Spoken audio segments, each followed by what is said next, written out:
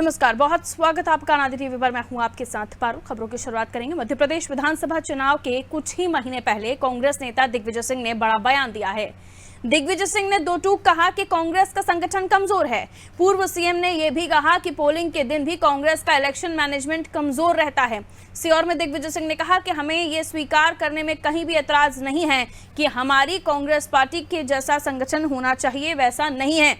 दिग्विजय ने कहा कि जनता हमें वोट देना चाहती है, लेकिन हमारे संगठन की कमजोरी की वजह से वो ऐसा नहीं कर पाती है। वहीं मामले में पूर्व सीएम कमलनाथ का भी बयान सामने आया। उन्होंने कहा कि दिग्विजय सिंह ने संगठन कमजोर नहीं कहा, बल्कि बूथ मैनेजमेंट कमजोर की बात कही है। उन्होंने कहा हमारा मुकाबला सिर्फ बीजेपी से नहीं बल्कि उसके संगठन से भी है।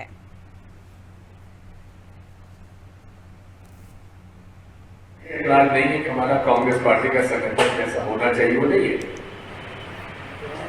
ये भी हमको एतराज नहीं है, हमको मानने में एतराज नहीं होना चाहिए। एतराज तो है, लेकिन मानने से एतराज नहीं होना चाहिए कि हमारा जो इलेक्शन मैनेजमेंट है आखिरी पोलिंग के दिन का, उसमें भी भारी कमी रहती है।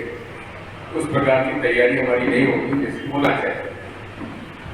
जनता वोट देना चाहती है, लेकिन हमारे संगठन की कमजोरी की वजह से हम लोग उसे पूरा नहीं कर रहे। देखिए, उन्होंने ये नहीं कहा संगठन कमजोर है, आप पढ़ लीजिए। उन्होंने कहा बूथ मैनेजमेंट हमारा कमजोर है। हमारा मुकाबला केवल भारतीय जनता पार्टी से नहीं है, हमारा मुकाबला भारतीय जनता पार्टी के संगठन से है।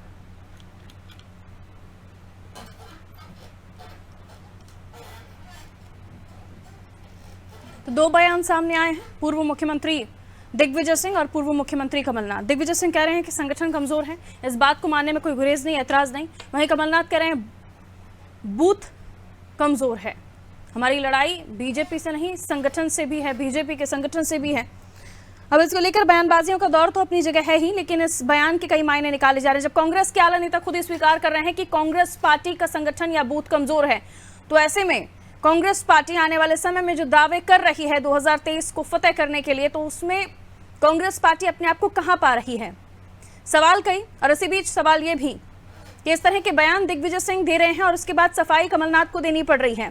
पार्टी में क्या सब कुछ ठीक चल रहा है? इन तमाम बड़े नेताओं के बयानों में जो अपनी ही पार्टी को पब्लिक डोमेन में आकर मीडिया के सामने कमजोर बता रहे हैं। हमें ये स्वीकार करने में कहीं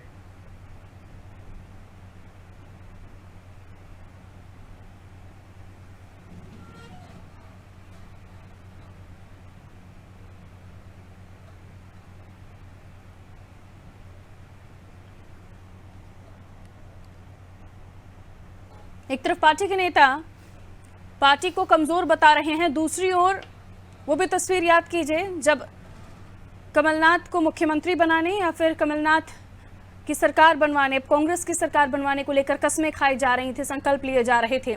और उसके इतर ये भी याद रखिए कि दिग्विजय सिंह क्या कुछ बयान इन दिनों दे रहे हैं और साथ ही पार्टी को भी कमजोर बता रहे हैं, संगठन को कमजोर बता रहे हैं। बहरहाल इसे और भी समझने की कोशिश करते हैं, क्योंकि चुनावी साल है, हर बयान बेहद ही महत्वपूर्ण होता है और बयानों को समझने की बेहद आवश्यकता। ब्रजेश चौकसी जी हमारे साथ जुड़े हुए हैं स्टूडियो से, हमारे ब्यूरो हेड हैं, उनसे इस बयान को और भी समझने की कोशिश करेंगे, क्योंकि दिग्विजय सिंह एक तरफ उन्हें और कमलनाथ दोनों को बहुत ज्यादा उनकी खुद का मिलजुल नहीं बैठता है, ये भी कहा जाता है। कई बार ऐसी तस्वीरें भी सामने आई जहां ये भी समझ आया कि दोनों में एकदम से अच्छा कॉम्बिनेशन नहीं है। और उसके बाद एक बयान दिग्विजय सिंह देते हैं, उसके बाद सफाई आती है कमलनाथ की। इस बयान को कैसे देखा जाए, जहां एक तरफ 2023 में लड़ना चाहते हैं भारतीय जनता पार्टी से और दूसरी तरफ खुद ही बताते हैं कि पार्टी का संगठन कमजोर है? निश्चित तौर पर ये बयान उनका महत्वपूर्ण है, इसलिए भी महत्वपूर्ण है कि वो संगठन के बारे में बेहतर तरीके से जानते हैं। प्रदेश अध्यक्ष रह चुके हैं, 2 बार मुख्यमंत्री रहे हैं लगातार, 10 साल उन्होंने मध्य प्रदेश पे शासन किया है। लेकिन यदि वो 23 से अधिक जिलों का दौरा करके विधानसभा क्षेत्रों का और इसके बाद आकर ये बयान देते हैं कि हमारा संगठन कमज़ोर है, तो उसको उतनी ही गंभीरता से लेना चाहिए कि दिग्विजय सिंह कह रहे हैं, और वो भी दौरे करने के बाद कह रहे हैं। यदि किसी जगह बैठकर कह रहे होते लगातार, जिस तरह से वैसे भी देखा जाता है बीजेपी की तुलना में कांग्रेस का संगठन कमज़ोर है, और ये बात कई बार कमलनाथ भी सार्वजनिक रूप से कह चुके हैं कि हमें बीजेपी के संगठन से लड़ना है, बीजेपी का संगठन मजबूत है। तो उस मजबूती के लिए उन्होंने बूथ तक, मंडलम, सेक्टर की बात की थी। संगठन को मजबूत करने की दिशा में हमने देखा कांग्रेस आगे बढ़ी थी, यूथ कांग्रेस को टारगेट दिया गया था, प्रदेश कार्य समिति को टारगेट दिया गया था, अब बाकायदा नेताओं को टारगेट दिया गया है जो उन सीटों को जिताने के लिए जो हार चुके हैं। यदि दिग्विजय सिंह ऐसे समय में कह रहे हैं तो इसके दो मायने निकाले जाना चाहिए। एक तो जब आप लड़ाई के रणभूमि में पहुंच चुके हो, लड़ाई आपकी जंग शुरू होने वाली है, सियासी जंग शुरू होने वाली है, चुनावी जंग शुरू होने वाली है, तब आप ये कह रहे हो तो कहीं कार्यकर्ताओं का मनोबल तो नहीं डाउन हो रहा है? या आप कमलनाथ की बात तो नहीं काट रहे जो कह रहे हैं कि संगठन बहुत मजबूत है, संगठन को गढ़ने में कमलनाथ पिछले 5 साल से लगे हुए? हमने देखा है 15 माह की सरकार के बाद कमलनाथ जैसे पीसीसी चीफ के रहे, उन्होंने नेता प्रतिपक्ष का दायित्व छोड़ा, इसके बाद से वो सिर्फ संगठन को गढ़ने की बात कर रहे हैं, संगठन को मजबूत करने की बात कर रहे हैं, और वो बाकायदा कह भी रहे हैं कि खुद बैठ के ले रहे हैं। तो क्या ये कमलनाथ पर सवाल या निशान है कि जब वो खुद पैरवी कर रहे हैं, खुद उसका नेतृत्व कर रहे हैं, संगठन को मजबूत करने का बूथ स्तर तक खुद मीटिंग ले रहे हैं, तो इसके बावजूद यदि संगठन कमजोर है तो ये दिग्विजय सिंह का क्या कमलनाथ पर सवाल उठा रहे हैं या कमलनाथ को चुनौती दे रहे हैं एक तरह से कि आप संगठन को मजबूत नहीं कर पाए, उनसे बेहतर खुद को बताने की कोशिश कर रहे हैं क्या? तो ये जो दो बड़े नेता हैं, अब मध्य प्रदेश में कांग्रेस में सिर्फ 2 ही बड़े नेता हैं, एक दिग्विजय सिंह, एक कमलनाथ। हमने देखा है किस तरह से दिग्विजय सिंह को नीचा दिखाने का काम कमलनाथ ने किया था जब वो धरने पे बैठे थे, मुख्यमंत्री से मुलाकात नहीं हुई थी। मुख्यमंत्री से मुलाकात कमलनाथ की हो जाती है विमानतल पर, और वो कह देते हैं कि दिग्विजय सिंह वहाँ धरने पे बैठे, तो दिग्विजय सिंह से पूछते हैं कि आपने मुझसे पूछा था क्या? ये वीडियो बड़ा वायरल हुआ था। तब ये कहा गया था कि किस तरह से दिग्विजय सिंह और उनके बीच में मतभेद हैं क्या?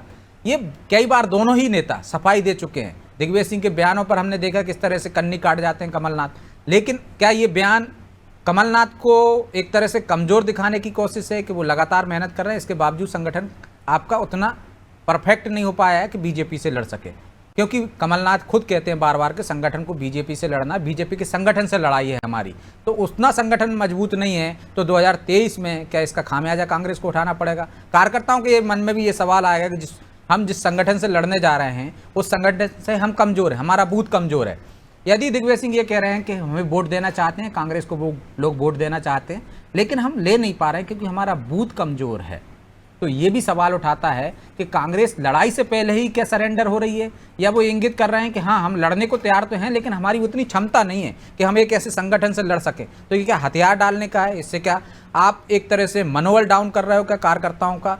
तमाम तरह के सियासी सवालात खड़े होंगे उसमें और उसके अर्थ निकाले जाएंगे। जो अर्थ हम निकाल रहे हैं वो कांग्रेस के कार्यकर्ता भी निकाल रहे हैं, कांग्रेस के नेता भी निकाल रहे हैं, और इसी वजह से शायद कमलनाथ को सफाई देना पड़ रही है कि संगठन की बात नहीं कर रहे हैं, वो बूथ की बात कर रहे हैं।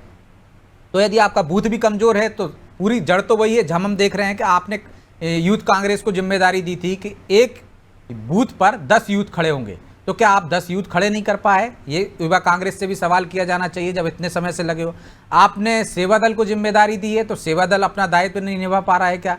और आपने जिस तरह से पूरे प्रदेश के नेताओं को और उन विधायकों को और जो बड़े नेता हैं जो दावेदारी कर रहे हैं चुनाव लड़ने की, उनको जिम्मेदारी दी थी कि अपना बूथ मजबूत कीजिए, तो क्या उन पर भी सवाल या निशान नहीं है या आपके निर्देशों का पालन नहीं हुआ? अब पहले कांग्रेस में जिस तरह से छत्रप हुआ करते थे, छत्रपों में झगड़ा होता था कि एक पचौरी गुट है, एक कमलनाथ गुट है, एक दिग्विजय सिंह गुट है, एक सिंधिया गुट है। अब हम देख रहे हैं कि वैसी परिस्थितियां भले ही ना हो लेकिन गुट तो आज भी हैं। अरुण यादव का गुट है, अजय सिंह का गुट है, हम देख रहे हैं कि सुरेश पचौरी जी का भी गुट है और दिग्विजय सिंह का गुट भी है, और अब नए जो छत्रप खड़े हो रहे हैं चाहे कमलेश्वर पटेल हों, उनके गुट भी खड़ा हो रहे हैं, चाहे जीतू पटवारी हो। तो क्या ये कमलनाथ के निर्देशों का पालन नीचे तक नहीं हो रहा है गुटबाजी की वजह से? ये भी सवाल उठता है। क्या इसलिए कांग्रेस कमजोर हो रही है कि उनके नेता की जो नेतृत्व कर रहा है उसके निर्देशों का पालन नीचे तक नहीं हो रहा? तो ये सवाल इसलिए उठाए जा रहे हैं कि कमलनाथ पर सवालिया निशान लगा दिया एक तरह से दिग्विजय सिंह ने ये कहकर कि हमारा संगठन कमजोर है, जिस संगठन को वो लगातार मजबूत करने की बात कर रहे हैं। तो कमलनाथ सक्षम नहीं है क्या संगठन मजबूत करने में? क्या वो अब तक मजबूत नहीं कर पाए? जब चुनावी साल में इस तरह के सवाल उठ रहे हैं तो अब कैसे मजबूत कर सकते हैं? ये सबसे बड़ी बात है। दिग्विजय सिंह को इसके बेहतर होता है कि संगठन की जो कमियां थी उनको रेखांकित करते, पार्टी से जो पार्टी के बड़े नेता हैं, कमलनाथ जी हैं, जो बैठक होती बड़े नेताओं की, उसमें ये बात रखते कि हमारे संगठन में ये कमियां हैं, बूथ पे जब मैं दौरे किए हैं मुझे ये कमियां दिखी हैं, इनको हमको 6 महीने में दुरुस्त कर लेना चाहिए, तब हम लड़ सकते हैं। लेकिन यदि वो सार्वजनिक रूप से कह रहे हैं तो निश्चित तौर पर उनके एक तीर से 2 निशाने साधने जैसे देखा जाएगा कि कमलनाथ पर भी निशाना साध रहे हैं और पार्टी पर भी निशाना साध रहे हैं। बिल्कुल, लेकिन कांग्रेस को मैदान तलाशने की जरूरत नहीं है। जंगे मैदान कांग्रेस के अंदर ही है, जहां उन्हें अपनों से ही पहले लड़ना है। और 2023 में जब आपको अपने अंदर ही फाइट करना पड़ रही है तो आप उस दल के साथ कैसे फाइट करेंगे जिसने देश के कई राज्यों में सरकार बना रखी है, और ऐसे में कांग्रेस के अंदर ही इस वक्त दो फाड़ हो रखा है। तो कैसे ये लोग बाकी दूसरे दलों से लड़ पाएंगे, अपने आप में सवाल है। ऐसा ना हो 2023 में वो अपनी ऐतिहासिक जीत के ख्वाब देख रहे हैं, ये 2018 में जो मिला था वो भी ना मिले।